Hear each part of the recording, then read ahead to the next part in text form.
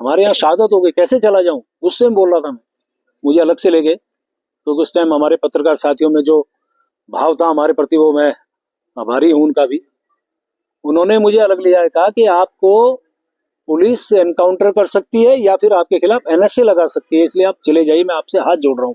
हाथ जोड़ रहा हूँ शब्द कहा उन्होंने, अकेले में ले जाके, और कह रहा कि मैं पैर पकड़ सकता हूँ आपके।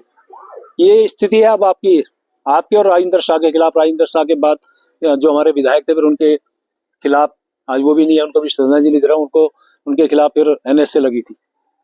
फिर वहां से मैं गया, खुशहाल सिंह राणा आज भी जिंदा है, उनके यहाँ रुका मैं रात को, पुलिस नीचे घूम रही, मैं उसमें बैठा हूँ। और उसके बाद मैं वहां से सुबह सुबह अपनी मोटरसाइकिल के साथ भागा, देखा तो यहीं पे जो आपका कांग्रेस भवन है, यहीं से वो बॉडी मुसरू से आई, तो यहाँ पे लोगों ने जाम लगाया, जैसे कैसे बॉडी को जो हरिद्वार तक अंत्येष्टि उनकी होनी थी उनको भिजवाया। तो ये बहुत सारी घटनाएं। डॉक्टर मनोज जोशी जी आए थे डोयाला में, उनकी अरेस्टिंग नहीं होने दी, बहुत देर तक उनकी गाड़ी के आगे लेटा, बहुत सारी घटनाएं। तो मैं ये जो बातें बताई, इसका मतलब सिर्फ इतना है कि जिसने इस आंदोलन, इस उत्तराखंड को बनाने में अहम भूमिका निभाई, लाठियां खाई। एक मेरे पास आज वो फोटो नहीं है, यदि वो फोटो तो मैं आज आपको दिखाता, कि वो फोटो आप देखते तो पुलिस वाले लठ मार रहे हैं, मैं नीचे पड़ा हूँ, एक हाथ से अपने आप को सेव कर रहा हूँ कि बचा लो। ऐसे में उस समय लाठियां खा रहा था संघर्ष के दौरान। तो आज ऐसे व्यक्ति को सिर्फ इसलिए उसको टारगेट बना जाए तो मुझे बोलने की आवश्यकता नहीं है।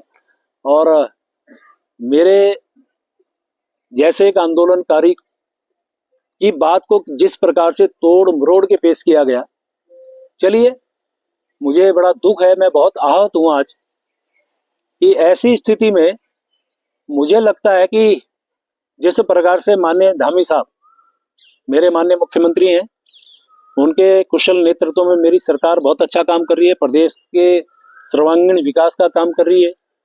और माननीय मोदी जी का तो क्या कहना, उनके तो आशीर्वाद से हमारा उत्तराखंड राज्य आज नित दूनी 4 गुनी प्रगति की ओर बढ़ रहा है।